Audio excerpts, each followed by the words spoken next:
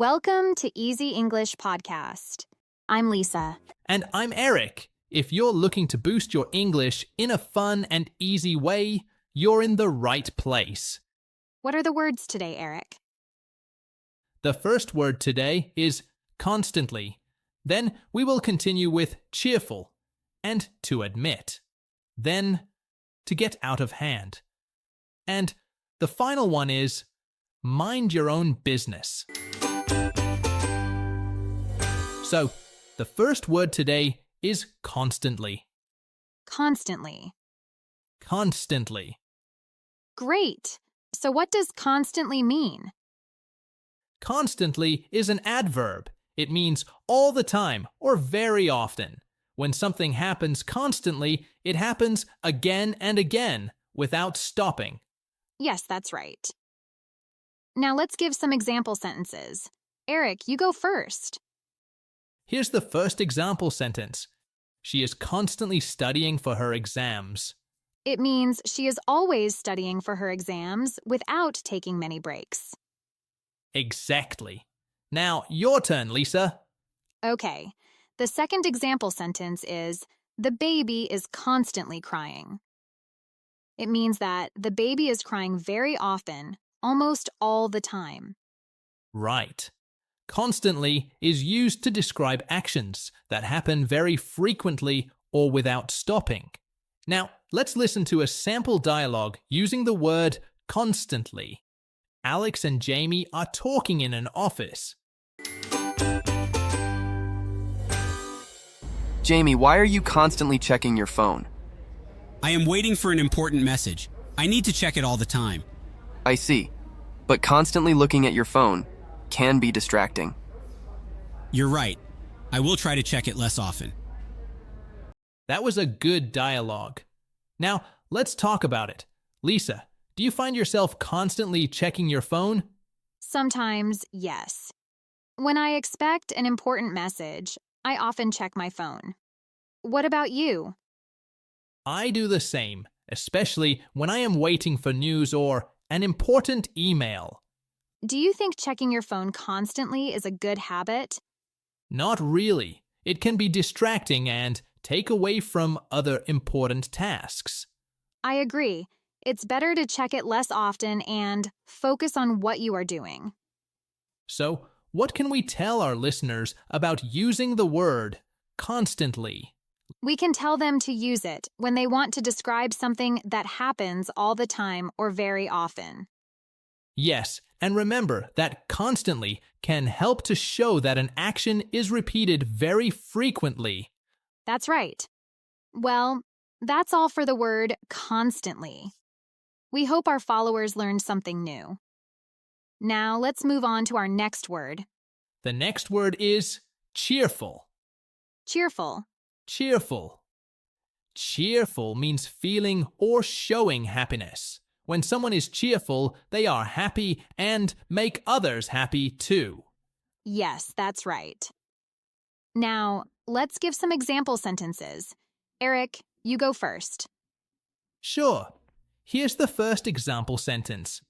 She always has a cheerful smile on her face. It means that she is always happy and shows her happiness with a smile. Exactly, Lisa. Okay. Here is the second example sentence. The cheerful music made everyone feel good. It means that the happy and lively music made everyone feel happy and in a good mood. Right. Cheerful is used to describe people or things that make others feel happy. Now, let's listen to a sample dialogue using the word cheerful. Emma and Jack are at a park. Jack, you look very cheerful today. Thanks, Emma. I feel great because the weather is so nice. I agree. The sunshine makes me feel cheerful too. Let's enjoy this cheerful day by going for a walk. That was a good dialogue. Now, let's talk about it. Lisa, what makes you feel cheerful? Many things can make me feel cheerful, like spending time with friends, good weather, or listening to my favorite music. What about you, Eric? I feel cheerful when I am with my family or when I achieve something at work. I see. Do you think being cheerful is important? Yes, being cheerful helps us feel good and can make other people happy too. I agree. It's nice to be around cheerful people because they spread positive energy. So, what can we tell our listeners about using the word cheerful? We can tell them to use it when they want to describe someone who is happy and makes others happy. Yes, and remember that cheerful can be used for people, music, places, or anything that makes us feel good. That's right. We hope our viewers have learned something new. Okay, let's move on to our next word. The next word is to admit. To admit. To admit. Great choice, Eric. To admit means agreeing that something is true, especially if it's bad or you don't want to accept. Exactly. For example, he admitted that he made a mistake. It means that he said it was true, that he made a mistake. My example sentence is, she admitted to forgetting the meeting. This means that she said it was true that she had forgotten about the meeting. Great. Now, let's talk about how to use this word. Firstly, to admit can be followed by that and then a full sentence. Secondly, it can be followed by to and then a verb in the ing form. For example, we can say, I admit that I made a mistake, or I admit to making a mistake. Now, let's hear a dialogue using this word. Ready, Eric? Yes, I'm ready. Tom, did you copy Sarah's homework? No, I didn't. Are you sure your answers are exactly the same? Well, okay. I admit that I looked at her paper. I'm glad you admit it. But you know, that's not allowed, right? Yes, I'm sorry. I admit to cheating, and it won't happen again. That was an interesting dialogue, Eric. Let's talk about it. What did Tom admit to doing? At first, Tom didn't want to admit anything, but then he admitted that he looked at Sarah's paper and cheated on his homework. That's right. And how did the teacher respond when Tom admitted it? The teacher was glad that Tom admitted to cheating, but reminded him that it's not allowed. Exactly. Do you think it's always easy to admit things, Eric? No, I don't think it's always easy. Sometimes it can be embarrassing or scary to admit mistakes. What do you think, Lisa? I think it's usually best to admit mistakes, but sometimes it might depend on the situation. I agree. Admitting mistakes can help us learn and grow, often making things better in the end. Well said. That's all we have time for with this word. Remember, listeners, to admit means to say something is true, even if it's difficult. Exactly. It's an important word for being honest and taking responsibility. Okay, Eric. Now, let's move on to our next word. The next word is get out of hand. Get out of hand. Get out of hand. Get out of hand means something becomes difficult to control or manage. When a situation gets out of hand, it becomes chaotic or uncontrollable. Yes, that's right. Now, let's give some example sentences. Here's the first example sentence. The party started to get out of hand when too many people arrived. It means that the party became difficult to control because there were too many people. Okay. Here is the second example sentence. If you don't stop arguing, things might get out of hand. It means that if you keep arguing, the situation could become uncontrollable and difficult to manage. Right. Get out of hand is used to describe situations that become chaotic or hard to control. Now, let's listen to a sample dialogue using the phrase, get out of hand. Sarah, did you see what happened at the event yesterday? Yes, it got out of hand when the food ran out. I know. People started pushing and shouting. It was crazy. I hope next time they're better prepared so it doesn't get out of hand again. That was a good dialogue. Now, let's talk about it. Lisa, have you ever been in a situation that got out of hand? Yes, I have. Once at a concert, the crowd got too excited and it got out of hand. It was a bit scary. What about you, Eric? I have experienced something similar at a big family gathering where too many kids were running around and it got out of hand quickly. Do you think managing situations before they get out of hand is important?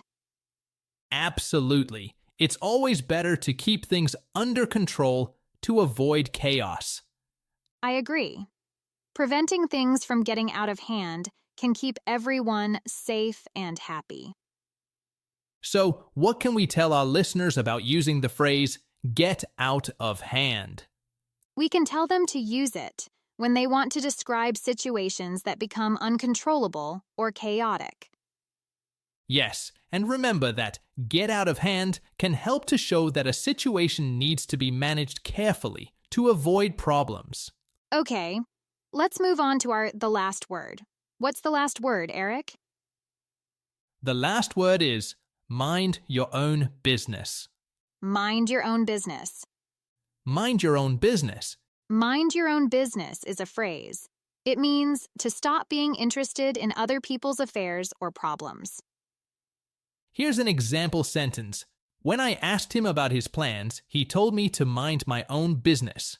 It means that when I asked him about his plans, he told me to stop asking and to not be interested in his personal affairs. Here's another example. She should mind her own business instead of gossiping about others. It means that she should focus on her own life and not talk about other people's personal matters. Great! Now, let's have a short dialogue using the phrase mind your own business. In this dialogue, we'll have two friends, Jenny and Mark, talking at a park. Why were you talking to Tom for so long, Mark? Mind your own business, Jenny. It was a private conversation. Okay, I understand. I didn't mean to pry. It's all right. Just sometimes people need to mind their own business. Now, let's talk about our dialogue. Lisa, what do you think about Mark's reaction? Well, based on the dialogue, Mark feels that his conversation with Tom was private and didn't want Jenny to ask about it. What do you think about Jenny's response? Jenny seems to understand and apologizes for asking. She respects Mark's request to mind her own business. Have you ever been told to mind your own business, Lisa?